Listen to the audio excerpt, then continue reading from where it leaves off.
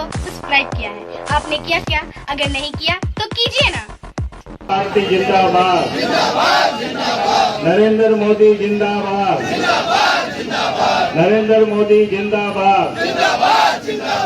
चलिए, बहुत बहुत धन्यवाद। आप सब काफी देर से विधि व्यवस्था को लेकर के आज रणधीर वर्मा के चौक पर धरना में आप सब लोग बैठे हैं। आज की इस धरना की अध्यक्षता कर रहे नगर के अध्यक्ष सुधान जी और यहाँ पर उपस्थित पार्टी के प्रदेश के उपाध्यक्ष और नेता से विधायक श्रीमती अपर्णा सिंह जी और आपके धनबाद नगर के विधायक श्री राज सिन्हा जी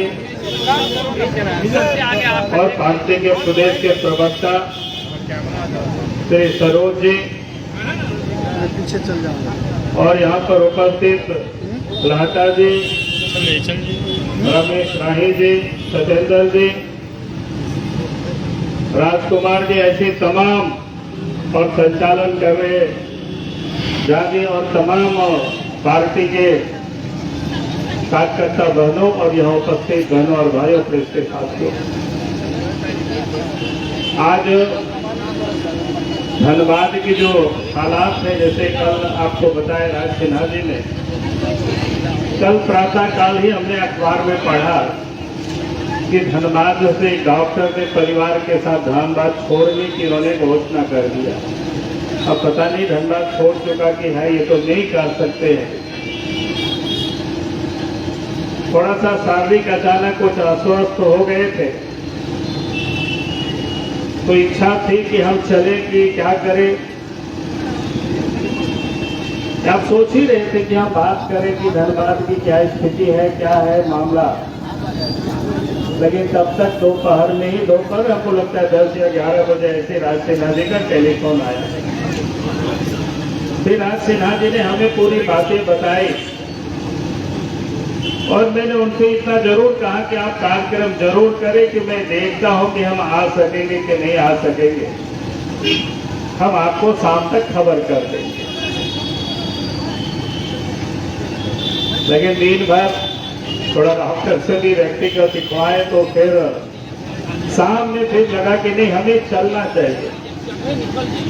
थोड़ी तकलीफ भी होगी तो तकलीफ सहन करके भी अपनी तकलीफ को बर्दाश्त कर ले, लेकिन झारखंड की जनता की तकलीफ अब सहन नहीं आ सकती। और तब फिर कहीं शाम में हमने अपनी प्रोग्राम बनाए और सूचना दिए कि मैं आ रहा हूँ।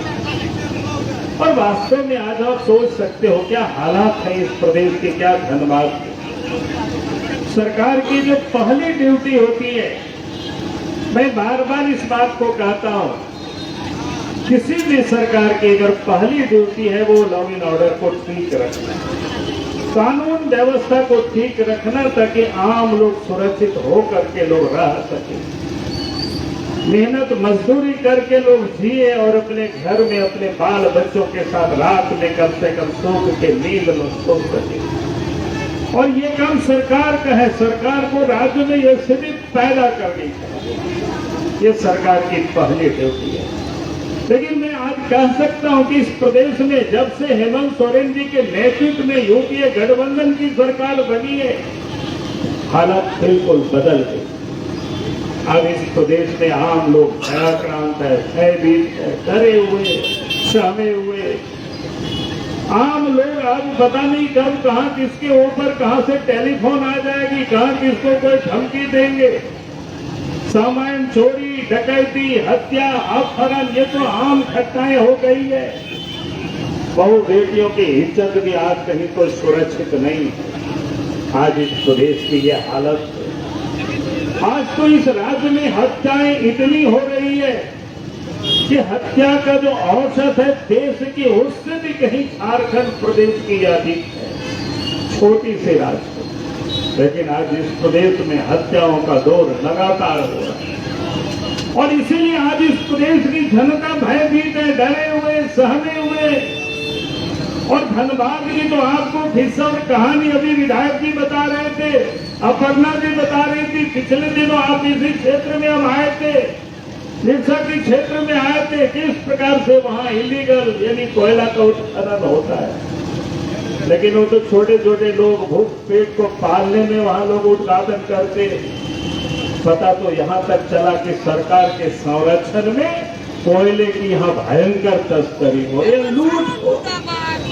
उसको आप चोरी नहीं कर सकते हैं, लूट हो रही है। हालत ये झारखंड, ये धनबाद ही नहीं, पूरे झारखंड प्रदेश की यही हालत है। पूरे राज्य में अगर आज हम ये कहें कि मैं चोरी नहीं, बल्कि आज तो ये लूट हो रही है, लुटेरों की सरकार है। अब जरूरत है इस प्रदेश से इन लुटेरी की सरकार को हमें हटाने की, तभी राज्य की जनता को सुकून मिल सकती है, राज्य की जनता अमन चैन से रह पाएगी। आज इस प्रदेश में हालत क्या है? जिसके काम है इस राज्य में अमन चैन को लाना, जिसका काम है कानून व्यवस्था को बनाए रखना, आज वही पुलिस महकमा इस राज्य में वसूली में लगी हुई है। इस प्रदेश के अभी धनबाद के पुलिस कप्तान की बात हो रही है। वास्तव में जिस वक्त इस राज्य में धनबाद में पुलिस कप्तान की पदस्थापन हुई थी, उसके कुछ दिन के बाद हमसे कुछ लोग बिहार से लोग आकर के मिले थे। वो छत्तीसगढ़ में लोग रहते, जिसकी अभी घटना का उल्लेख किया था। और उस समय जब पूरी घटना हमें बताई तो हमने राज्य सरकार को पत्र लिखा। हमने कहा कि जो पुलिस इतने निकम्मी हो सकती है, जो अपराधियों तक पुलिस पैसा पहुंचाने का काम करते हैं, उससे कभी भी धनबाद जैसे महत्वपूर्ण जिला में कानून की राज स्थापित नहीं हो सकती है। वहाँ लोगों की जान माल की वो हिफाजत नहीं कर सकते, कोयला की लूट को वो रोक नहीं सकते। और इसलिए हमने सरकार को उसी समय कहा था कि अब इस एसपी को हटा दीजिए वहां से, वह एसपी के काबिल नहीं है। लेकिन मुझे तो बहुत अफसोस लगा, हमें लगता है महीनों बीत गए, लेकिन आज भी वही पुलिस कप्तान बने हुए हैं। तो इस राज्य का क्या होगा, इस धनबाद का क्या होगा? एक दिन मैं लोगों से पूछ रहा था कि यहाँ कोयला किस प्रकार से चोरी होती है, आप लोग बताते हैं। तो लोगों ने जो बताया मैं उसको आपके बीच शेयर करता हूँ, शायद आप सब लोगों को हमसे अधिक पता हो। लोगों ने कहा कि 90,000 रुपया प्रत्येक ट्रक तो एसपी को मिलता है। हमने कहा कि क्या बता रहे हो? बोला कि हाँ सर ठीक बता रहे। बोला कि 30,000 तो डीएसपी को मिलता है प्रत्येक ट्रक, और जिस थाना से गुजरती है 10-10 हजार रुपया प्रत्येक थाना को जाता है। ट्रक में जो जाता है 500 रुपया प्रत्येक टन, लोडिंग का 30,000, इतना जोड़ करके बताया। मिसलेनियस भी खर्चा बताया 50,000 रुपया। हमने कहा कि वो किसको मिलता है? बोला कि आपके सरी के नेताओं को भी मिलता है, हमें नहीं मिलता है। मैं आपको बता दूं, लेकिन उन्होंने जो मुझे बताया कि नेताओं को भी मिलता है, और साथ में बता के पत्रकार को भी मिलता है। सामने लोग बैठे हुए, मैं जानता नहीं। हमने कहा कि आखिर कितना पैसा मिल होता है एक ट्रक में? बोला कि सर एक हाईवा में 40 से 45 टन कोयला जाता है, और प्रत्येक टन कोयला की कीमत 10 से 11,000 रुपया है, यानी 4 लाख रुपया तो मिनिमम एक ट्रक में है। आप सोच लीजिए।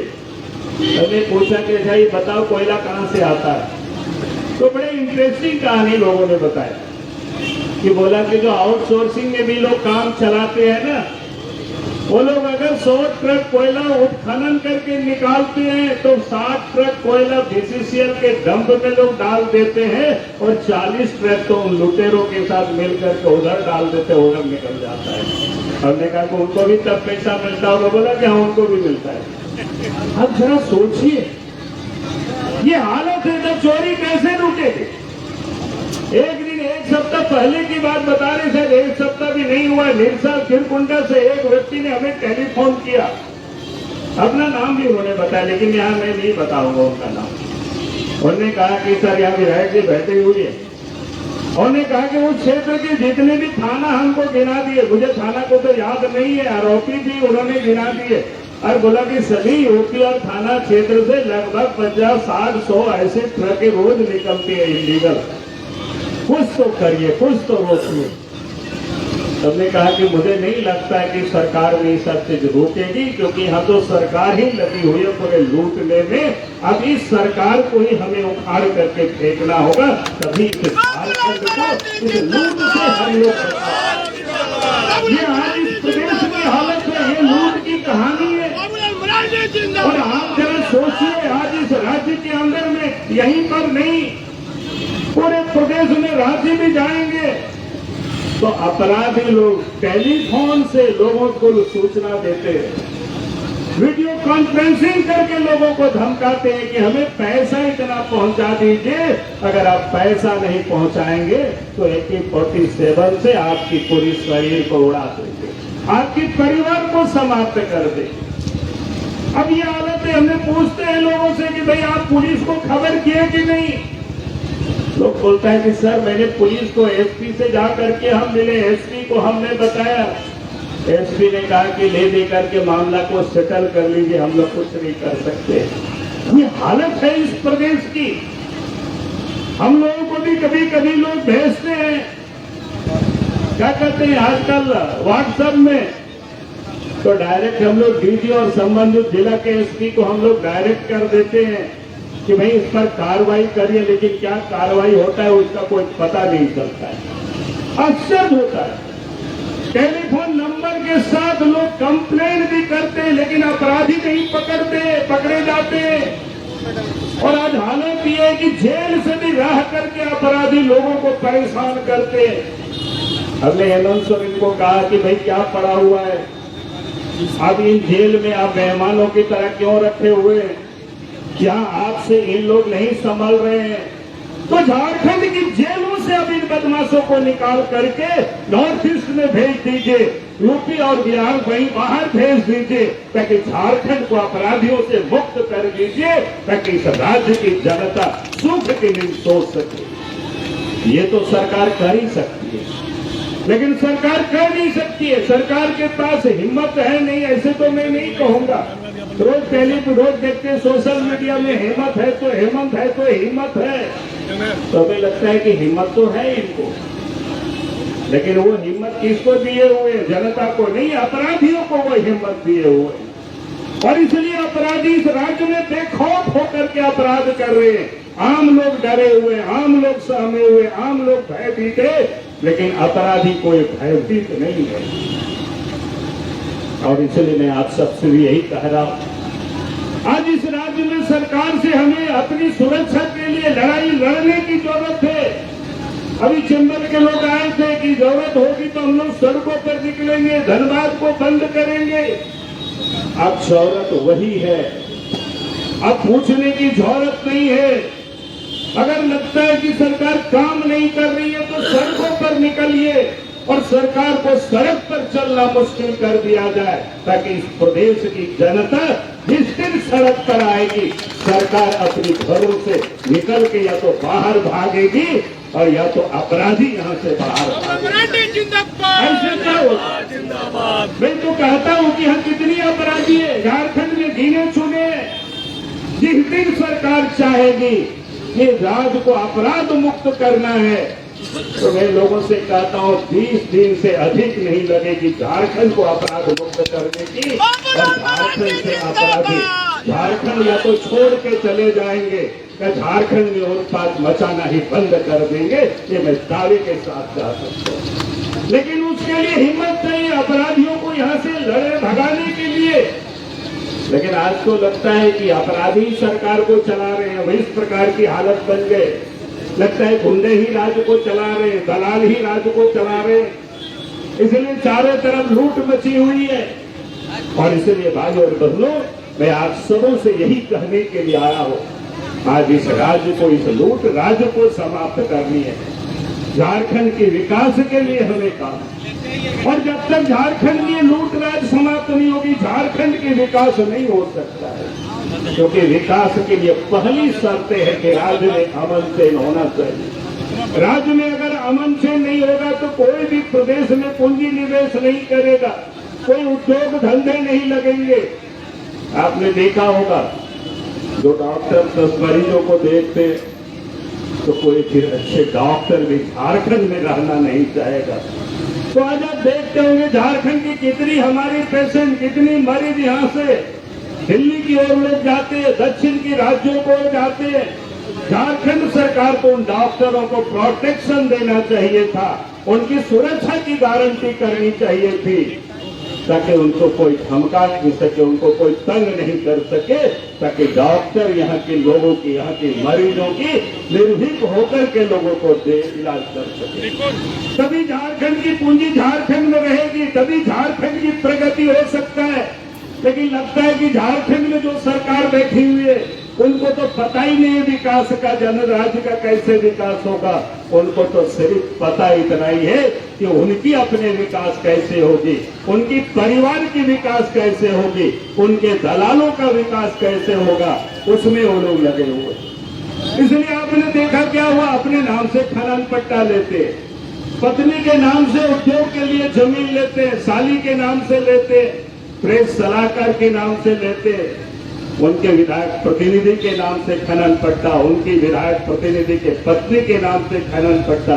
इतना तो पता है, बाकी और कितना लिए होंगे वो धीरे धीरे सामने आ रहा है। मैं इसलिए इस बात को कह रहा हूं कि इस प्रदेश में ये जब तक ऐसी समझदार नहीं बने, सरकार जनता की हिफाजत की नहीं सोचेगी, तो राज्य का कभी विकास नहीं हो सकता। लोग कहते हैं टूरिज्म की विकास हो, काहे को टूरिज्म की विकास होती है? कौन यहाँ आएगा अपनी जान को गंवाने के लिए? जब तक राज्य में अमन से नहीं होता है, कोई भी टूरिस्ट बाहर से पैसा लगाने के लिए, वो तो मौज करने के लिए आता है, घूमने के लिए आता है, एंजॉय करने के लिए आता है। लेकिन अगर उस प्रकार की कोई अनुकूल वातावरण झारखंड में नहीं होगी, तो झारखंड में कभी टूरिज्म भी नहीं विकास, उद्योग भी नहीं लगेंगे। क्योंकि कौन उद्यमी यहाँ आकर के कहेगा, टका लगाएगा, पैसा लगाएगा कि रोजगार का अवसर सृजित होंगे? जो लगे हुए वो लोग भी आकर के मिलते हैं, बोला कि हम तो फंस चुके हैं यहाँ पर, हम आप चाहते हैं किसी प्रकार से जहाँ से हम अपना उद्योग को समेट करके बाहर चले जाए।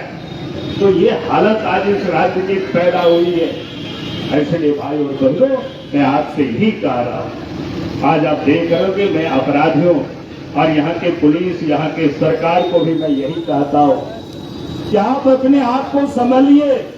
तो भारतीय जनता पार्टी के कार्यकर्ता सड़कों पर आकर के इस लड़ाई को लड़ेगी और इस राज्य की जनता की भी हिफाजत करेगी और इस राज्य की भी हिफाजत करेगी। हम नहीं चाहेंगे कि इस राज्य में कोई अपराधियों का साम्राज्य स्थापित हो। हम नहीं चाहेंगे कि इस राज्य की लूट, खनिज संपदा की लूट हो।